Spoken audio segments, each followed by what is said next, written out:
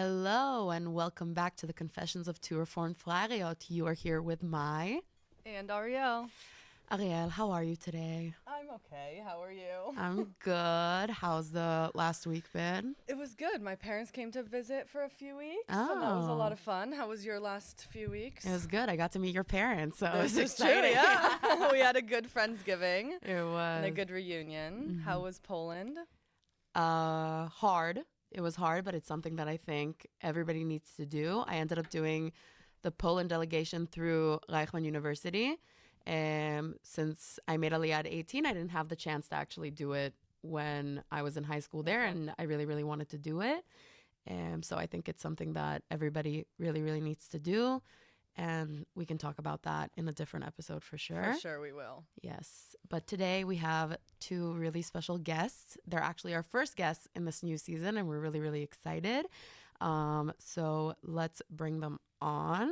Okay. Today we have Ziv and Moriyah, and they're going to be talking to us about their new nonprofit organization, and we really want them to explain it themselves. So, hi girls, how are you? Hi. I just realized we were both at Poland.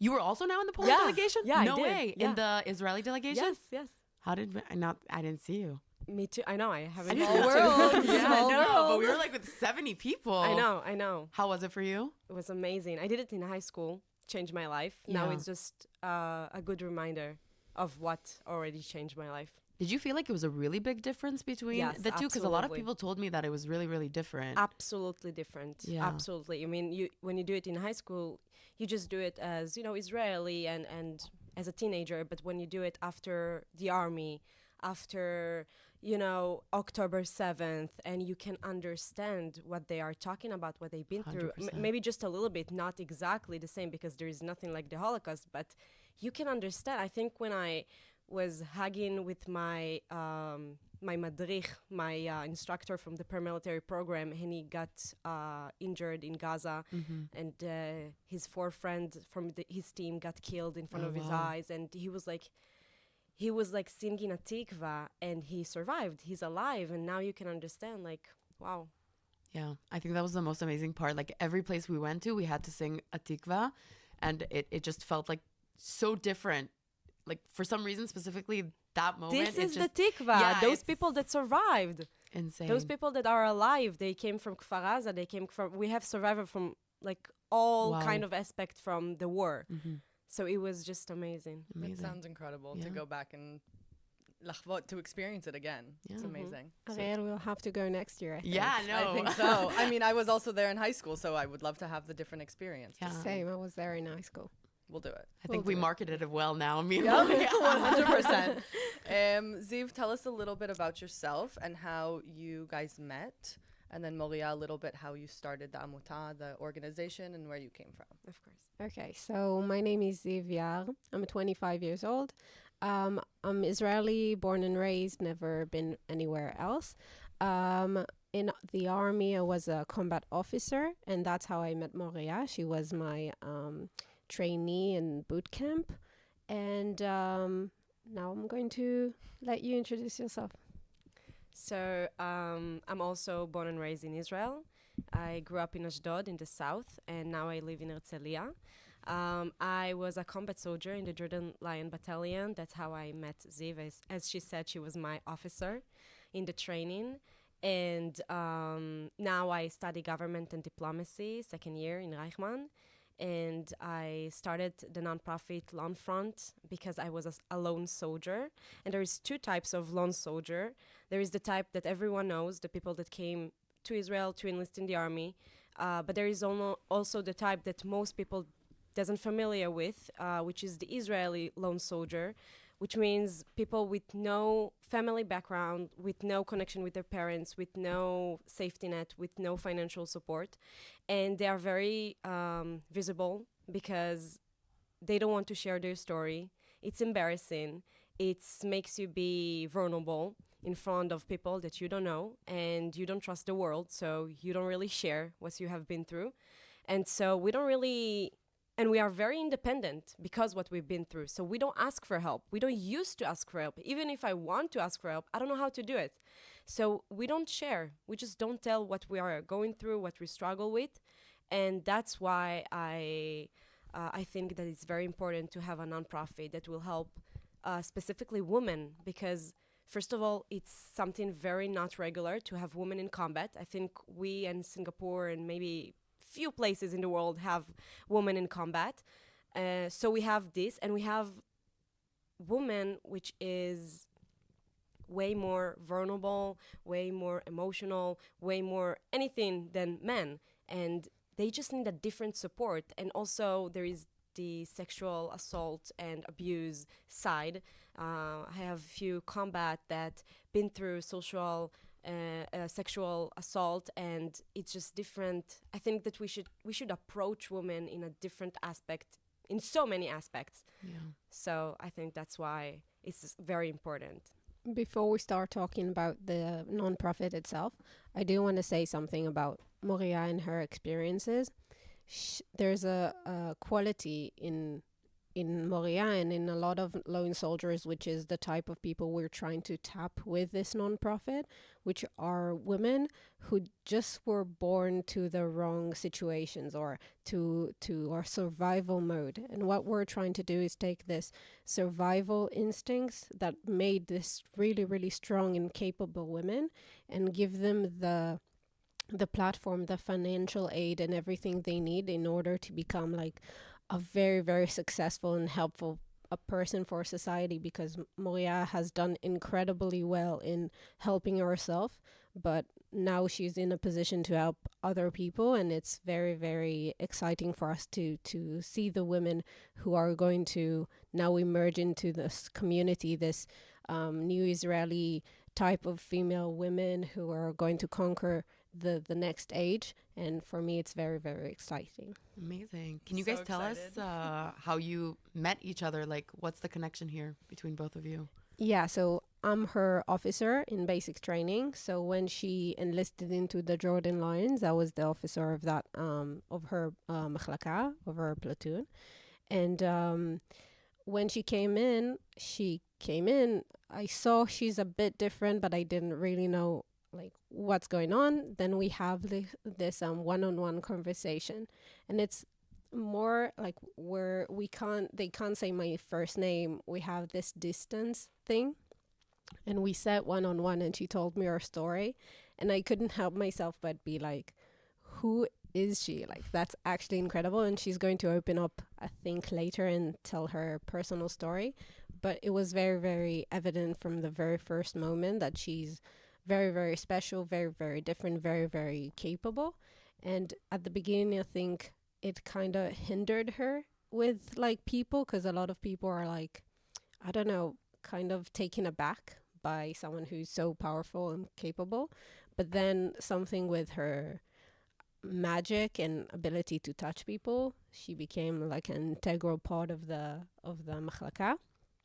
And sadly for me, I had to leave 8 months later to go command on other people. But we kept in touch, and every time she needed something, she knew she can come to me. And that's how the foundation started, because she came up with this amazing idea. She wanted help. She came to me, and I jumped on the opportunity. See, you do know how to ask for help. Yes.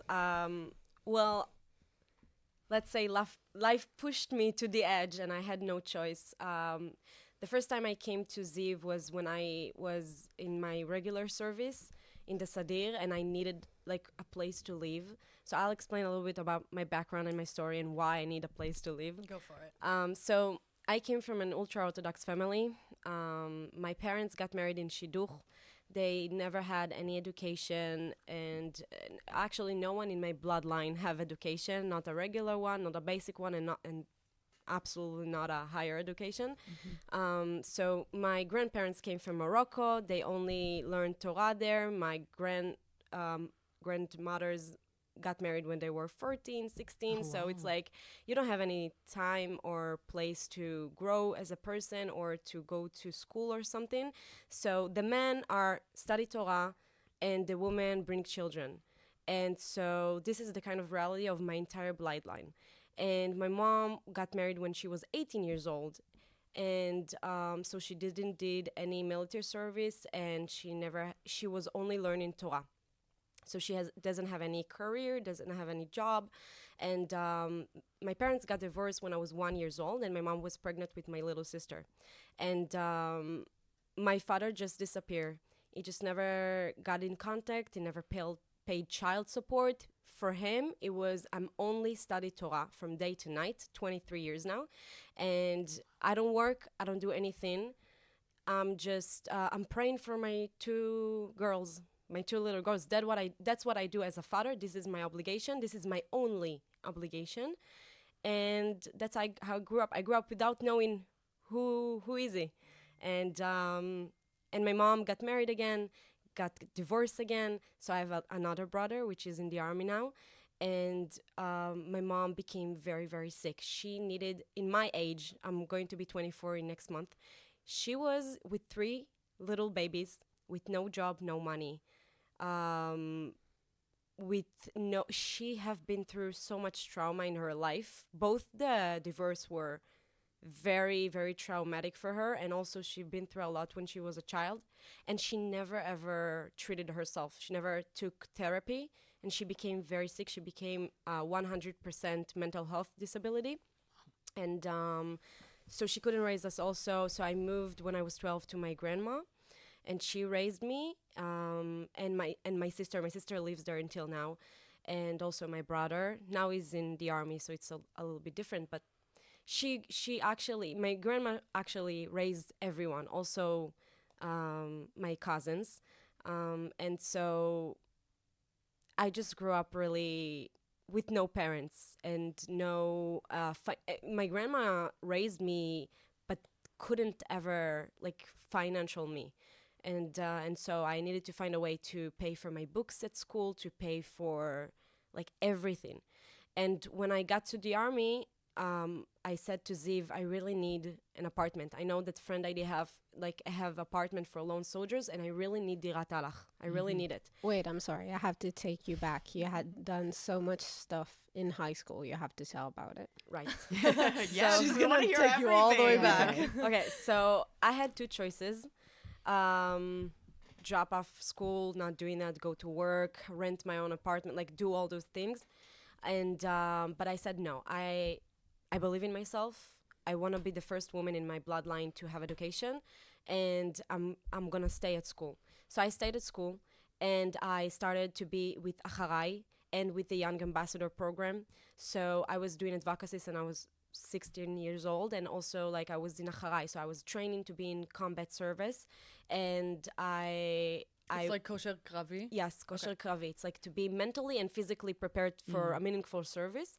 And so I was very successful at school. I finished my entire bagruyot when I was in Kita Yud Aleph. Like how you say in Kita Yud 11th Aleph. grade, you finished 11th all of grade. your high school Yes. certificate. And Wow. Yud Bet, 12th grade, was like my Yud Gimel, my Okay. 13th grade. Wow. I did engineering Handesai Mechonot. Okay. Car engineering. Yes, and then I did a paramilitary program, but the entire high school was a success for me because it was the first time in my life that I accomplished something, that I did something that no one believed I can, and also to do it while everything's going on at home was very hard.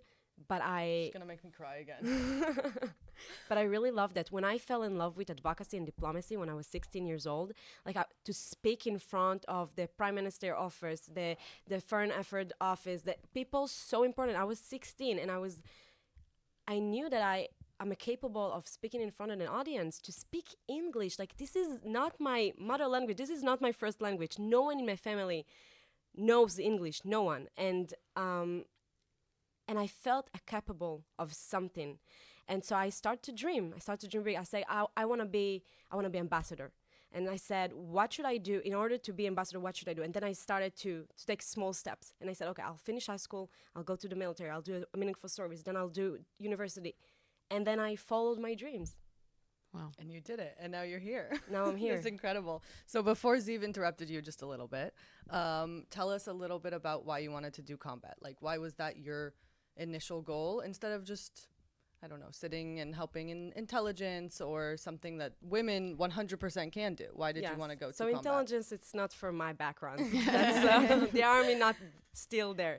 I'm kidding, maybe it is, but it wasn't even an option for me, like coming from Mizrahi family, Moroccan, like it's not, I don't even know a Moroccan person that's serving in intelligence, but whatever, this is another issue. That's another issue. That's another issue. Yeah. So I knew that being a combat will be the biggest challenge for me. Like it will be, I always love to, you know, pushing myself and doing something that is challenging and to develop myself. And I know that combat will do it because I'm not, my body limited. Okay, it's limited. But what we learn in the army, it's akol barosh. Everything is in your head. It's mentally. And my brain doesn't have any limitation at all. Like if I want something, I'll do it. And I knew that in combat, I mean, first of all, I think that the resilience you get as a lone soldier, growing up in the streets, surviving the streets, surviving like everything, it's just, it was so natural to be combat. It was so natural. Wow. Can I ask you, were you a lone soldier before you even drafted? I know you can see like Right. Mashaki Otash before. Yes, So you already knew. Yeah. So how did you feel with the title of lone soldier? Because it's an interesting title. We have a lot of discussions about this, me and my friends, about the fact that it's called lone soldiers, because sometimes it sounds like a very negative connotation. So I'm interested to hear like how you felt being under that title. So it started way before. I mean, I was youth at risk my entire life. Okay. The government recognized me and my family as a like a low socioeconomic background and youth at risk. And I was like all the time with social workers since I'm six years old. So I got used to be. People called me Chatulat Rehov, like a street cat, and I was always offended. Like a street cat, it's like such a like.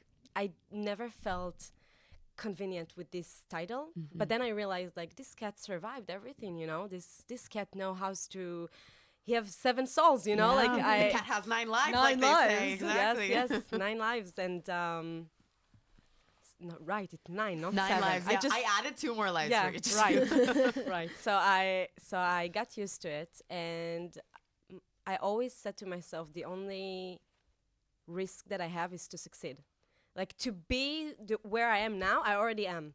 To fail, I'm already, like be poor, I'm already, but the only risk I have is to succeed. So I didn't care it. And being a lone soldier, it's just, for me, it was different because I'm a first generation in my family to serve in the army. So it really is lonely. No one can understand what I'm going through. I don't have someone to have advice from. I'm the oldest in my family. I don't have a big sister to ask like, what should I do? How to get? But I did have my cousins, and my entire cousins were lone soldiers also.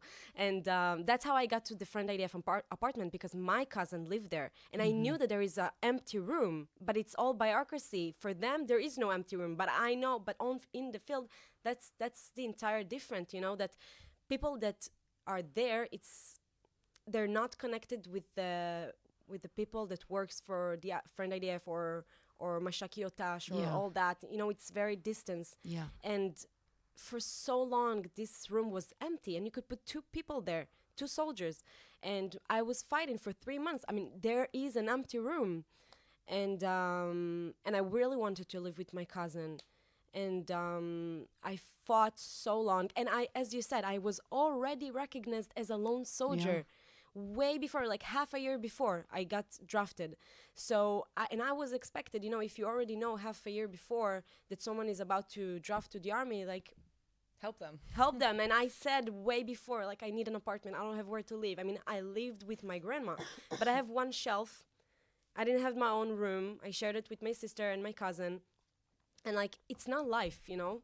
And you feel like if you give so much, you give so much from your energy, your time, you put your life at risk, and the minimum you can get, you know, it's like a room. Yeah. I still shared a room in a closet with someone else in the Dirat Alach. Yeah. But it was just different. Like I felt, I did something for myself. Like I provided for myself because I did it, you know. And I think that it's, and also people say you have, the thing that I was afraid most, and I think this is will be Ron credit, my commander. Ron is the commander. Okay. Right. She told me, lie that you are in the street. Like, don't go to the, how you call it? Bet HaChayal. Okay. Bet HaChayal, which is like 8 people in one room Yeah. sharing like a shelf. Like, it's not, you have no It's privacy. like bunk no- beds. It's and like the Yeah. army incredible outside the care. army. Exactly. It's the army not, you outside the cannot army. call it home. Yeah, okay? yeah. We cannot It's very call it home. different. It's a hostel. Yeah. Yes. It is a hostel. And the problem is when you get there, it's not critical for you to be in Dirat Alach. So you just push to the bottom of the line, the waiting line, the waiting list, and you just, you can stuck there forever. You can stuck there for a year also. And I don't know. I mean, I said, I mean, I need an apartment. I really need it. But when I got released when I was about to release from the army, the day you get released from the army, you need to get out of this apartment. Like the day. Like imagine yourself, you go, you cut your choger, gozeret choger, and You're out of there. you out of there. You don't have a job yet. You also don't know where exactly to live in the country because imagine yourself, you've been put in Ramat Gan or in Tel Aviv or whatever, and you spent 3 years there, 2 years and 8 months, whatever. And either you are from Ashdod or you grew up in somewhere else, or either if you even just came, like you immigrate, you came from somewhere else, you don't know where to live because you don't know where should I work, where should I, like, it's all this kind of questions you need to ask yourself before you do this move. Like, what now? What now? Yeah. And you don't have any time to do it and you don't have the tools also because when you're still in the army, you cannot think about The future because you're busy in the army and you can really like preparing yourself, like saying, okay, I'll be that and I'll be that.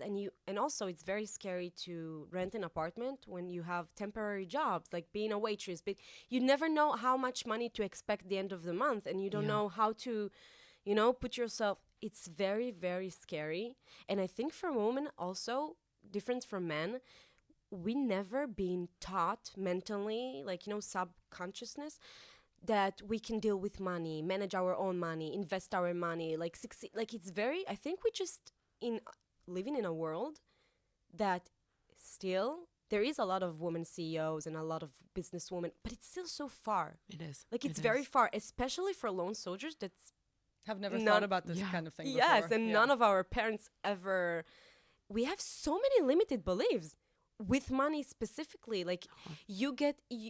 In order we were to just talking about this the other it's so day. true. It's so true. Yes, I agree with I you. think like we believe that only with hard work you can earn money, and these limited beliefs will bring you to a point that you work to death, like mentally, even just by mental, not even physically. Like you are afraid of money, and you think money is bad, and you think like all those limited beliefs that put you stuck in your place and you can really move on. And I think that what I really want to do with Lone Front is also to teach about finance and to teach how to make your own money, how to give your value. I mean, money is a value, right?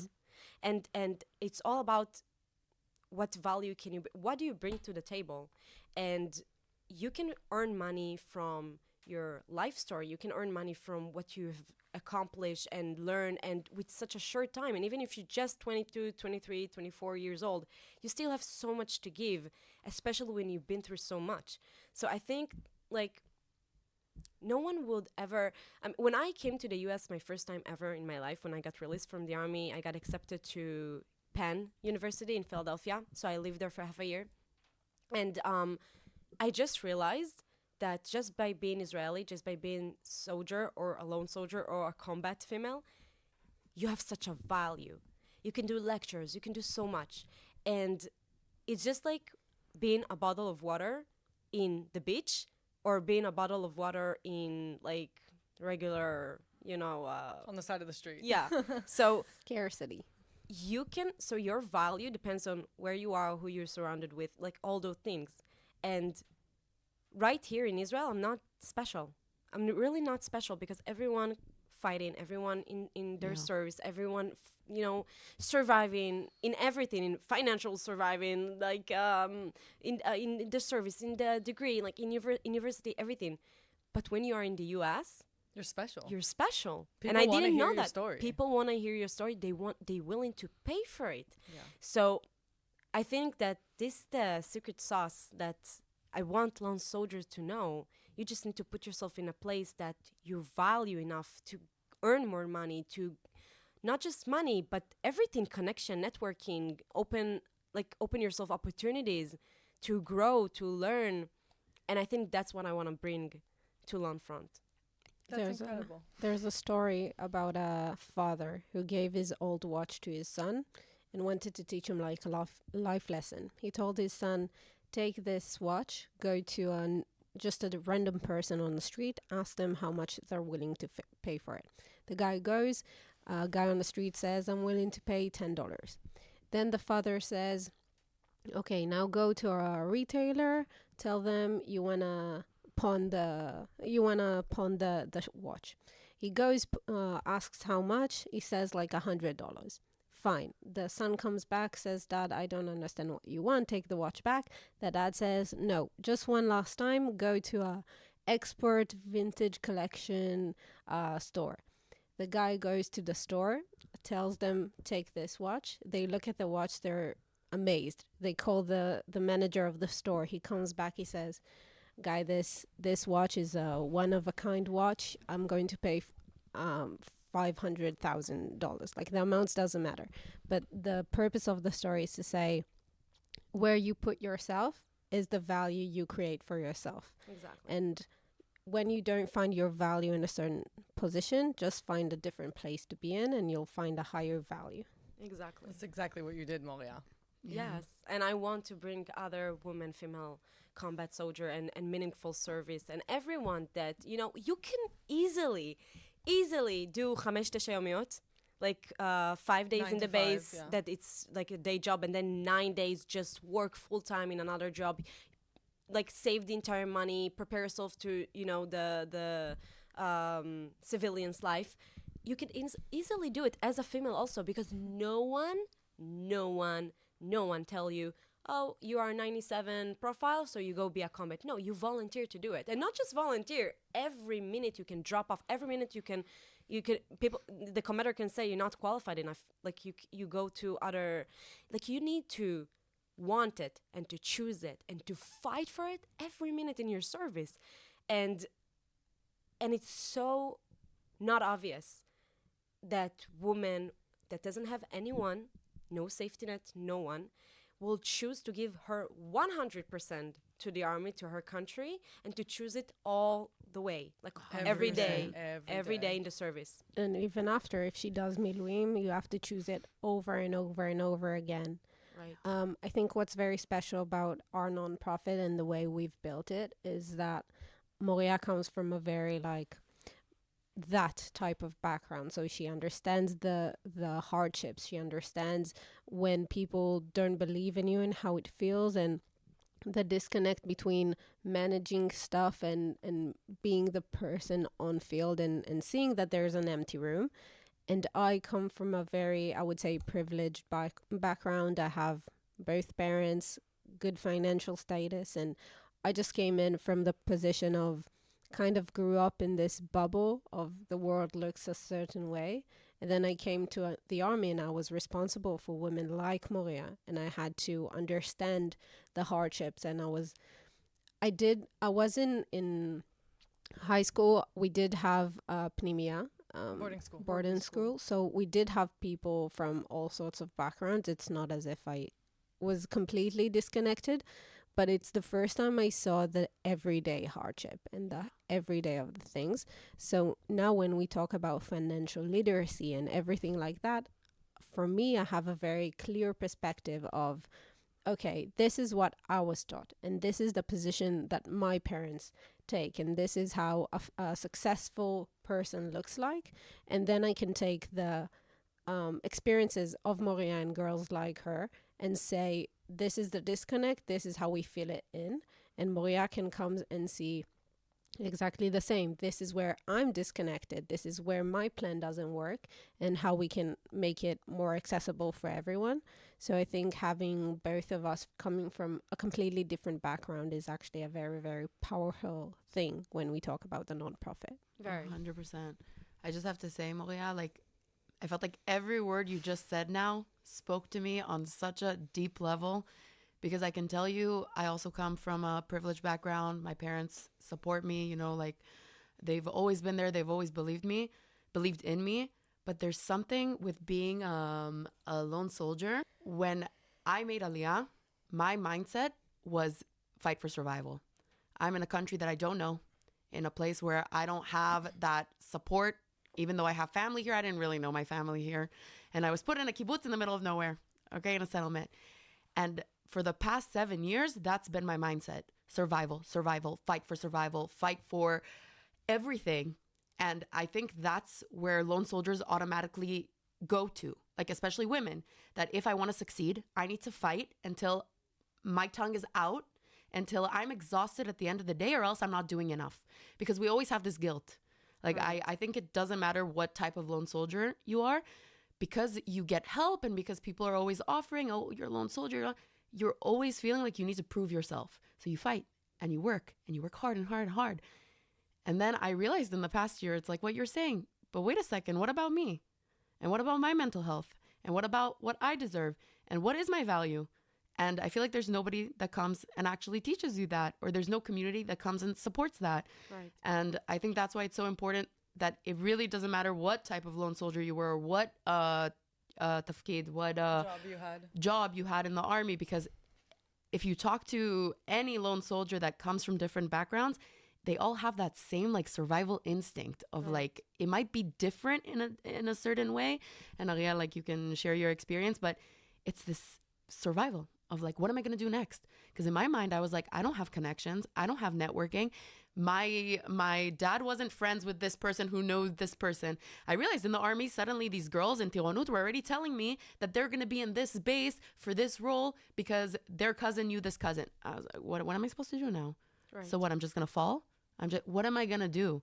And you build yourself. So I was like, okay, so I'm going to go meet people. I'm going to be in all these things. I'm going to go do it.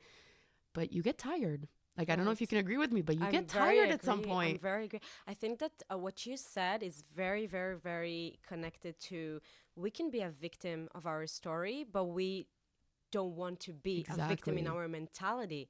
Like, You have to change the narrative. Exactly. we have to change narrative and recognize we are a victim of the situation, but we won't be a victim. Like, we're choosing. We have, like, our life, it's 10% of what happened to us and 90% of how we react to Yeah. it. And I It's think so true. Change the narrative is a really good slogan for the nonprofit. Yeah. would Yeah. I say. love it. Especially I use it for all the time. women. Bemetcha, especially for women, that people Right. already write the narrative for us. Before you're even born, I feel like Yeah. it's all written for you. you're Wait a too minute. small, you're too tiny, you're too you're not you're too strong much. enough, or you Yep. know. Yeah. Yeah, how can you be a combat? You a combat? Did you see how skinny you ridiculous. are? Did you see how? Do you know how to run? Do you know how to fight? Do you know how to shoot? Do you know like? It's I- all of the questions from beforehand that make us feel the certain way, and then we have to change the narrative. It's the Right. best way that you can succeed. It's what you did when you went to America. You changed your entire. You don't change your story of what happened to you, Right. but you change how other people see you. You also Exactly, and- use the narrative they've written in order to make yourself more successful. You use your story, the narrative they see, and then the disconnect between what they expect and who you are is Right. the way you make money. 100%. I think that what I see with donors also is that we see it as a startup. Mm-hmm. We don't see it as like, oh, those girls are homelesses, please. If you won't give us money, they will be in the street. If you won't give us money, they won't be. No, they don't need you, to be honest. They will survive. Because honey. look what you did. They You survived the street. They survived the army. They survived October 7th. Like, they don't really need you. We are not going to save them. We are going to help them get where they should go, should be, will be, but just faster. We just, the gap of the starting point, we just close it. We are just, I'll say it in Hebrew now. Yeah. Go for it. We are not, אנחנו לא, חבל הצלה, אנחנו מקפצה. Okay. Like we are not coming to save them, we are coming to Yeah, you're not a Boost them lifeline. up. You're coming to boost yes, them. boost them, exactly. Because everything is in them already. I like that slogan too. You didn't like Yeah, that one? Guys, yeah. you gotta We have write a these lot. things down. We have a lot. Don't worry. Don't worry.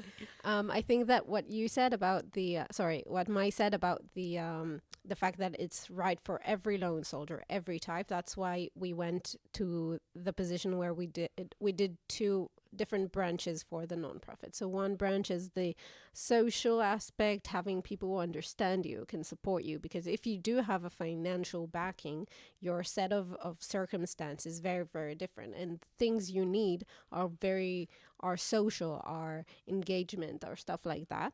But if you come from no financial background, you have to be taught a lot of stuff. You have to get access to a roof, to a food, to A bed. to a Friends, bed, someone friends. to look out Exactly. for you. So we wanted to answer the problems of every lone soldier by providing, again, a community for part of the community. All the community will get access to the community, but a part of the community will get access to the financial aid, for the career aspects, for the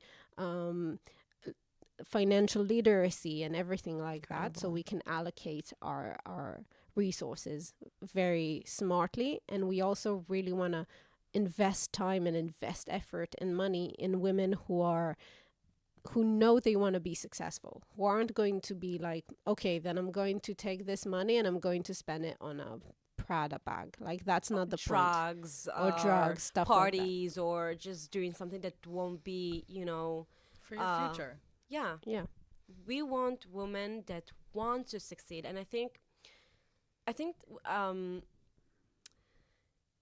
the thing is that if you are ambitious enough to want to have a meaningful service, and you're ambitious enough to be in university, and so those women do have the source that I'm looking for, by being entrepreneurial, by being a businesswoman, like by being leader, by being, values, like being Zionist, like I just want to give for my country, like I just want to do something for my country. It doesn't matter if it's in the army or after the army. I want to do something meaningful. And also this gap of doing something so meaningful, like imagine yourself being an officer, going into villages in the Palestinian Authority, arrest terrorists, and then go out and you are a waitress, or like finding The your next dissonance is Yeah, job. so the different. It's dissonance so is different. insane. Incredible. I think it's very, and so I think that by having a community of women with very high socioeconomic background that have, I can say, I mean, a lot of women that were combat or meaningful service, they were lone soldiers from Florida, from the United States, from a lot of places. Their parents donate for us. Like, they Amazing. supporting us. That's amazing. And they can also give us, like, I mean, our VP of marketing, she's a lone soldier. She was a combat soldier she grew up in Texas, but now her parents in Florida. She's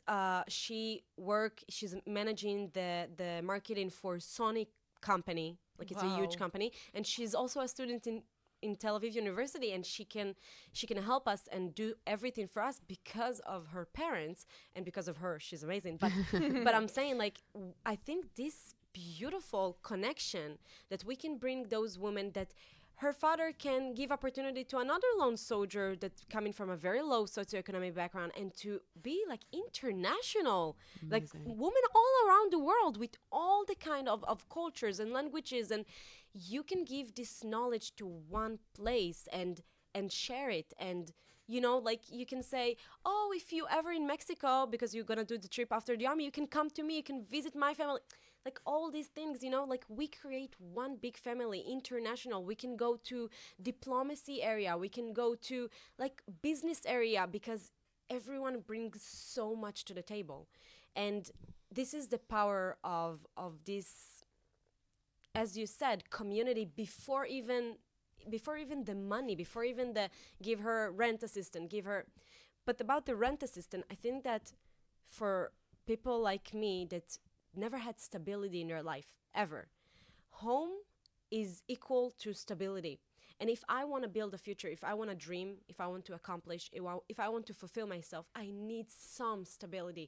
Because if I need to work full-time job just to pay rent, there is no place to have this business that I'm dreaming about, to have this degree that I want to do, because it's taking time and effort, and you cannot work full-time job. And if you don't work full-time job, you can't rent an apartment in Israel.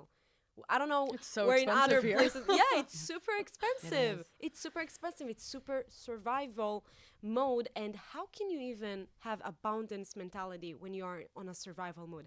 How can you even develop yourself, get to higher vibration by yourself when you only think about surviving, and also you do something you hate? Like, imagine yourself working in a job you hate to Just pay to pay rent for rent. the apartment you hate because it's not even, you don't really rent something that's nice, and your entire vibration is like, you don't love what you do. Where the passion, where the fulfilling, where your soul feel like she's doing her mission, And I think that we have so much more to give to this world, and there is no way we should be stuck in this matrix of just because of money, when there is people that loves you because you are Israeli, because you serve their country. And when we save Israel, we save the entire world. And people don't understand that. We are the only democracy in the Middle East. We are the only one that's fighting a terror group that will murder everyone if they could. You're killing me here, Moriyah. I can't, especially after Poland. I also came back so Zionistic. It's just every word. Kol mila besela, every word. I agree with you 100%. And they want to do it. You need to see the donors. They say how something like that never been before. Like, it's impossible. Like, And how? you did it. And it's crazy. And I did it from such a hard place in my life when I got eviction notice of 40 days. Let's speak about how We it went on started. we went on the whole rant about the for sure. actual Amuta, the Right. organization. We have to start. How did you start it, and where you came from? Not from Ashdod, but like, how did that whole process start, and then how it kicked off? So when I was in the army, I knew that I have a month to finish the army, and I said, where should I live? Where should I move? What should I do? And then I found a building that's been donated for released combat soldier.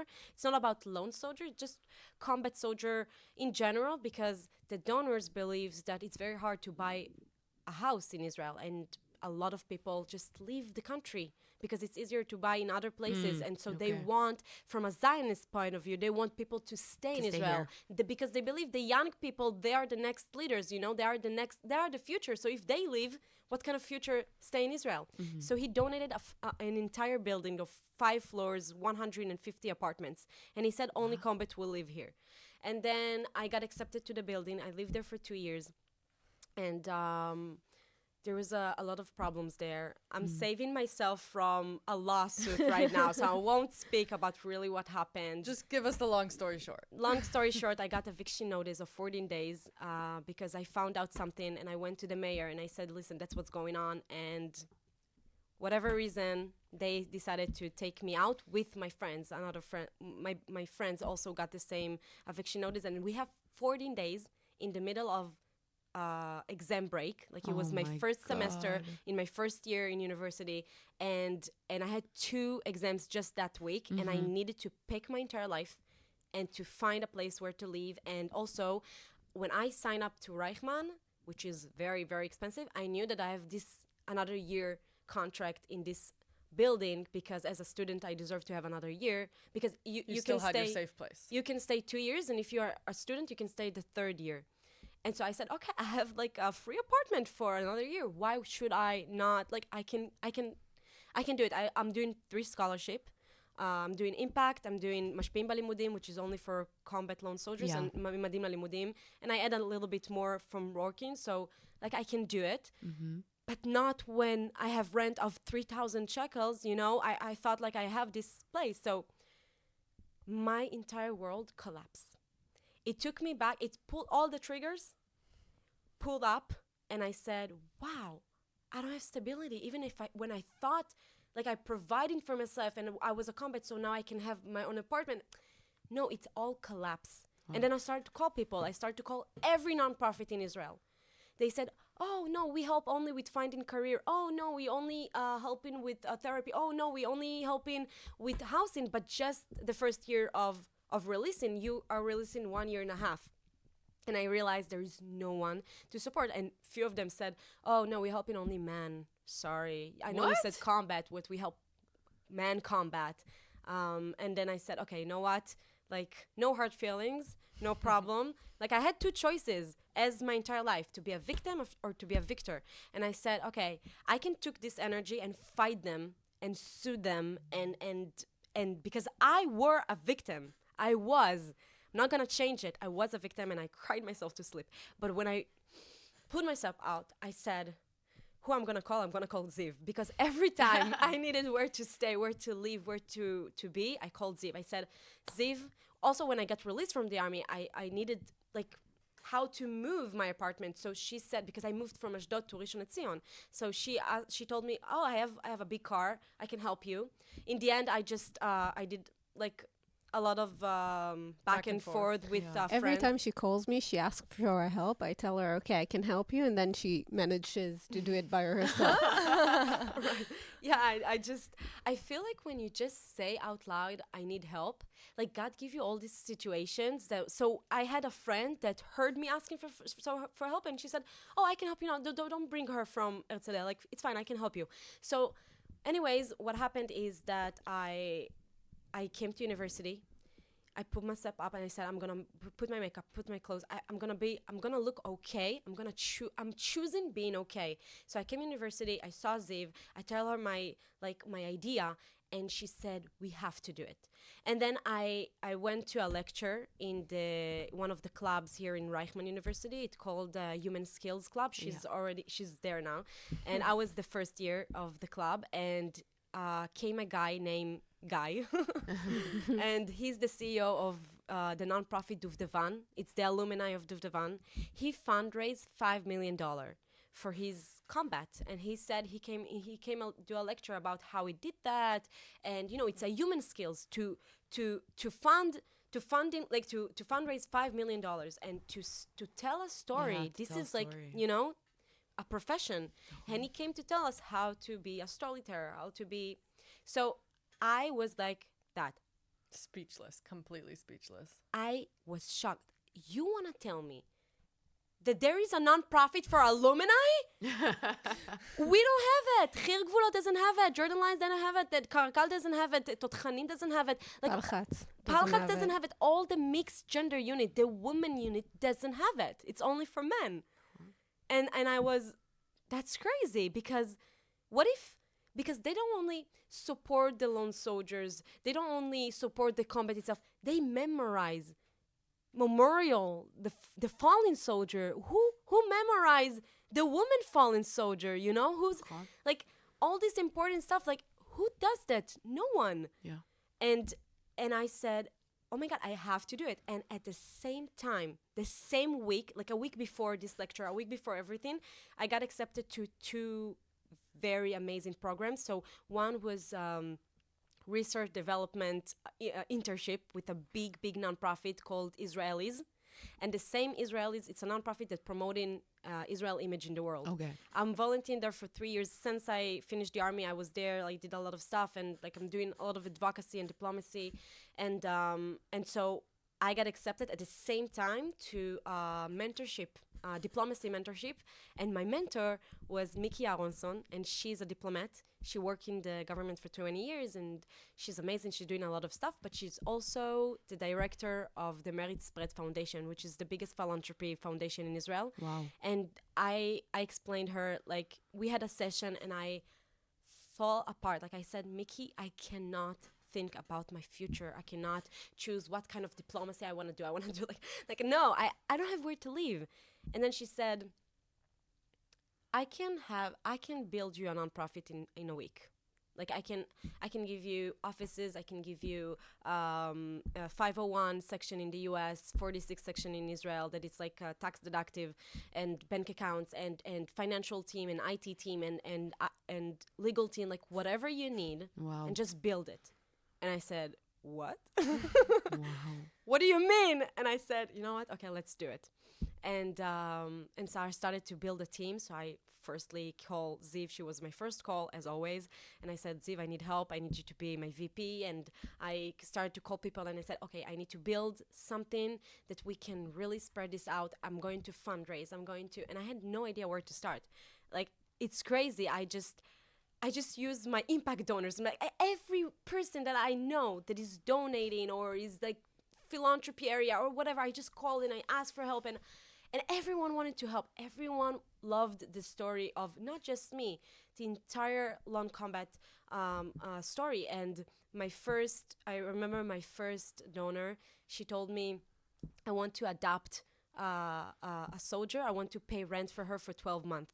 And I said, sure. And we took amazing girl. She's in Totchanim now. She's a combat. She also got eviction notice of 10 days from her apartment. And we literally saved her life, you know. We help her I get continue. goosebumps every time she tells me these stories. I swear. I just don't get how they get to this point. Like how, like people just put eviction and don't even think about the other Yes. person on the other side. Yes, It's just yes. ridiculous. It's ridiculous. It's crazy. And you know, I mean, it's just everyone's struggling. Even the people that buy the house, they have a loan. They need to pay. Like if Yeah. you don't, like, anyways. So now I just have a nonprofit, and we have huge donors now that wants to be involved, and they have their own nonprofit for also released soldiers, and they're doing a lot of amazing things. And we're gonna meet them this week, and we're gonna do so much Good luck. amazing It's work incredible together. news. Amazing. It's incredible. Yeah, I just did news. Shabbat with them, and I Ah. doing every time I'm in Israel, I'm doing Shabbat. They live in a huge castle right in front of the Kotel, and it's like Okay. crazy. Castle. Yeah, castle in Jerusalem. Not even like it's The crazy. holy city. And Wow. yeah, I feel so privileged that I can take this pain and do something with it, because Sure. so many people in Africa, in like, you know, Sudan and Yemen and like all over the world so suffering, and there is nothing to do with this suffer.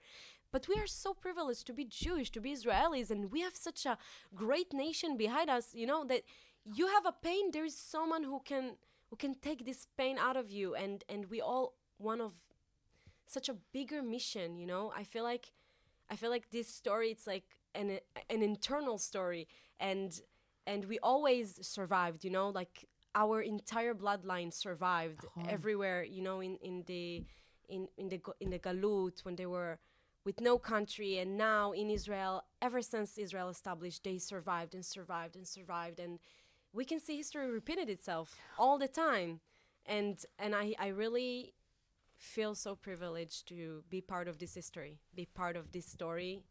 And look what you did with your story. You changed the narrative, and now you have a nonprofit that's doing incredible work for women. And I can only hope for the future that this is going to take off for the next, I mean, Ziv and I have talked about a little bit, the next 5 years, the next 10 years, you can help thousands and thousands of women, Moriyah. Amen. We had It's to incredible. set like the 2-year goal. So me and Moriyah said, okay, how many women should we have in this? How many should be in this? And we said like, we think that 2,000 in the next 2 years in the community is like a very, very small goal. Like we can reach it within the next few months if we work hard enough. And it was actually really incredible for me to go over like our goals, where we want to be. Because every single goal, we look at it and we say, we can do it faster. Yeah. We can make it happen within the You next will. few months. You have no idea how responsive people are for this nonprofit. It's actually incredible. I send an email saying like, this is the idea. This is what we want to do. People come back with, okay, how do I help? I started like being more active on LinkedIn, trying to get more traction for this nonprofit during the last few weeks. People send me messages of like, from the United States, someone has a business for security. So he said, I want to give jobs for women who want to come to New York and be security guards. Stuff like that, like really nuanced, really weird stuff. But every single person hears the idea, And wants asks to help. themselves, what can I do? How can I offer my help? And Right. they reach out. Everyone. One of our missions over the next like week or two is to take all those small niche opportunities inside of Moriyah's like DMs and write it down. No, It's you have no actually idea. incredible. I can't Like reply hundreds. everyone. It's I'm like sure it'll match. Like you'll find somebody for something. I'm 100% you have no idea. sure. There is one message on LinkedIn right now. Hi, I want to adopt a soldier. I reached to the army. No one replied me. I want to adopt. Like, people really want to be part, and I really my capability, like I don't know, capacity. Yeah. I don't have a capacity to everything at once, and there is so many people. Like the head of Salesforce said, "I'm the head of Salesforce. What do you need? You need help?" Like, the Wow. Monday gave us like We use the CRM of Monday completely free. We have a Right. Matmia, like someone who comes in and shows us how to implement it. and also Actually incredible. he does everything also by himself. Like yeah, I tell him I need that one and I need that one and he just do and for free. Like he's volunteering, and it's just crazy the amount of people that willing to do, that willing to volunteer, and you know what's crazier? The lone female combat soldier. They saying we want to help. Like we want to volunteer. We just want to make this happen, and they need help themselves, and they willing to help. And I think it's just a different kind of people. Like the lone female, I'm saying always combat, but it's not just combat. It's very important to say it's not just combat. We were Yeah, combat. yeah. We're speaking from our 100%. Experience. experience, but it's just everyone who's doing meaningful service that doesn't work while she can't work during her service, and when she's going out, she's still like have nowhere to go. This is the woman I'm talking about, and it's just amazing to see their strength, and resilience and passion to eat life. Like in Hebrew, it's easier to Yes. say Yeah, litrofta. litrofta, Yeah. yeah. In English, it's a bit weird. But anyways, But you conquer life. You're doing it. Yes. You really are. Wow. This has been incredible. I don't want to Yeah, stop this. I think we mean, could talk have- here for another 3 hours. We totally could. I want you guys to shout out the different program, like Lone Front on all the platforms and stuff. Tell people how to contact you, how to get in touch, how to donate, all that kind of stuff, and then we'll wrap up just a little bit. We're having you back. 100. I mean, I decided without mine. We're having you back. I'm with you. I'm with you. How do people contact you? How do people donate? How do people help if they want to help as a lone soldier, like I came to you right away, or as a big foundation in the States or anywhere around the world? Yeah, so before we do that, I do want to tell everyone that's listening what we offer right now and what we're going to offer Go in the for it. future, just so everyone understands. So first of all, we're starting a community within like WhatsApp. You can join the WhatsApp group. We're going to have a monthly event for all the women in the community. You can sign up, whether it's going to be yoga or ceramics or going on a hike or anything like that, having a workout. We try to have a really, really active and create friends group within this community. So this is one aspect. The second aspect is for us, we can help like financially. We're just starting everything, so it's not yet at a very organized way, but if you have a very dire situation, reach out, tell us the dire situation, and we'll find a donor, we'll find a match, and we'll make it happen. But within the next few months, we hope to get it very, very like organized and have like a form and everything you need. And how you reach us. so get closer. So we have a website. It's not our website. We're building our own website, but right now we have like a landing page Okay. in Merit Spread Foundation website. So you just say Lone Front, or if it's in Hebrew, Chazit Bodeda, and you come up with Merit Spread, Chazit Bodeda, Lone Front.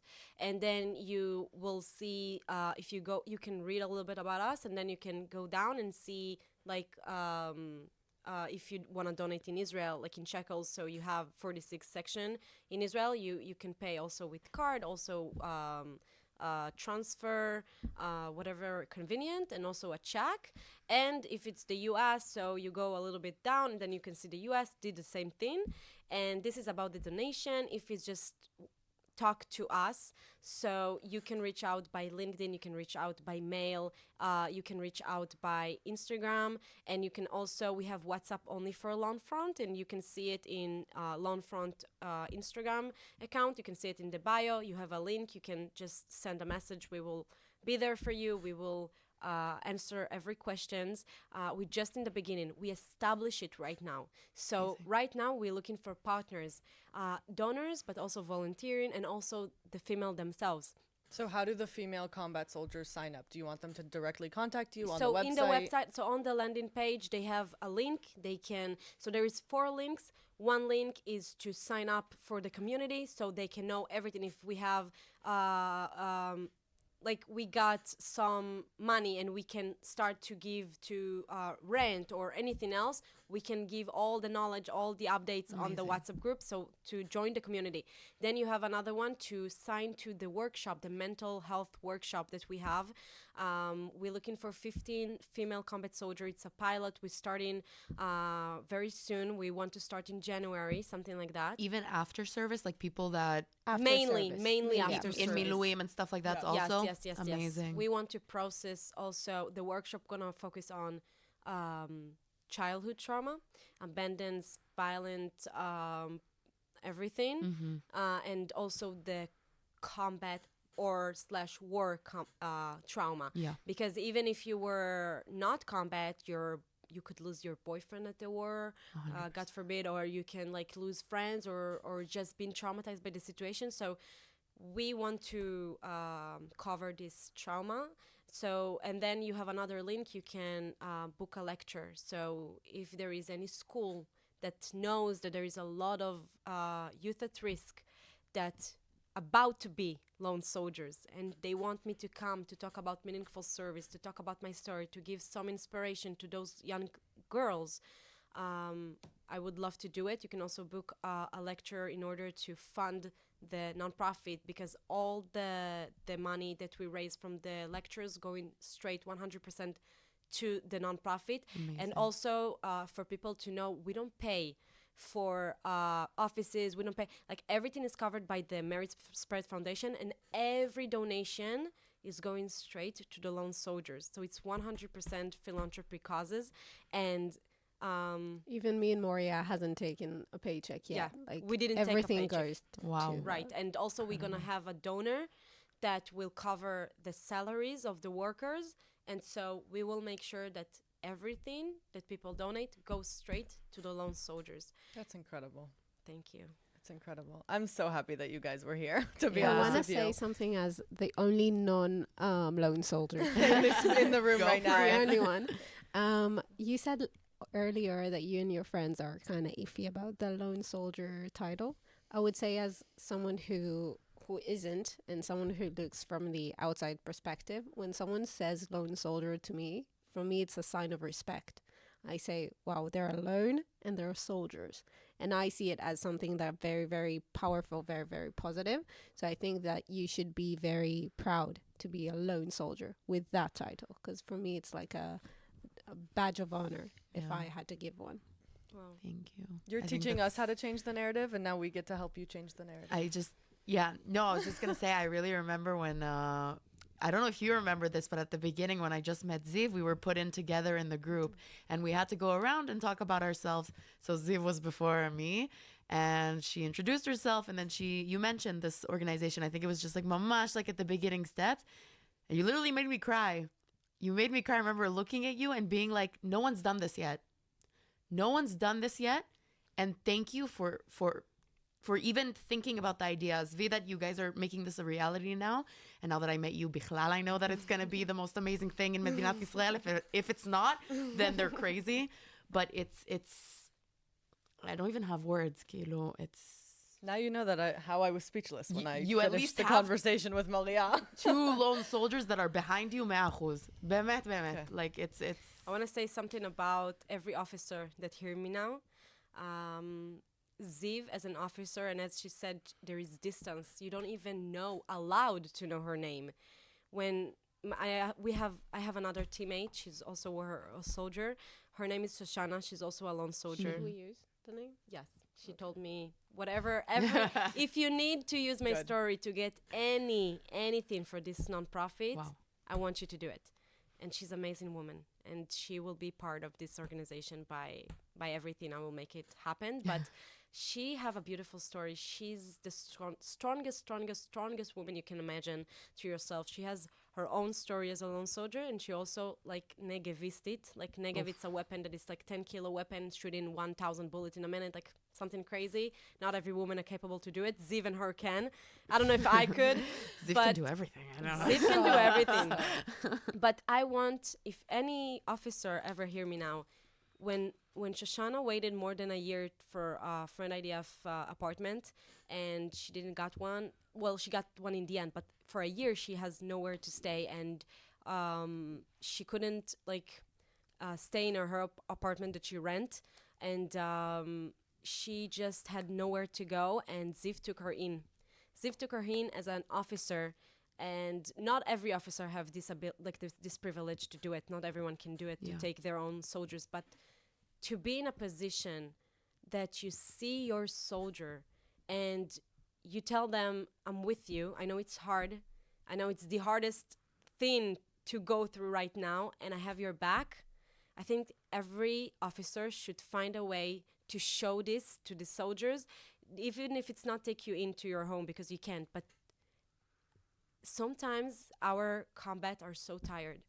They tired from every Shin Gimel, from every, guardian, from every CU, from every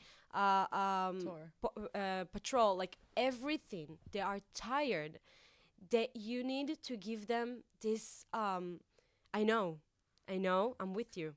To feel, to be together, because sometimes we have this gap between the soldiers and the officers, and it's just, you can drop off of combat or every rule just because of that. And I think Ziv saved my life. Ziv saved my life in the army, like staying in the army.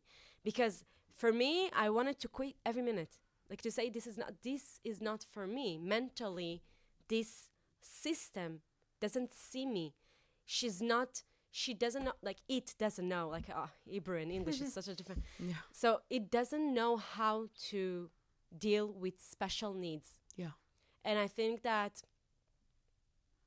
the system should move on, and to be able to contain these different people from different backgrounds and to give their rights, because it's not happening right now. It doesn't really you get Yom Sidurim and you should fight for your life for Yom Sidurim.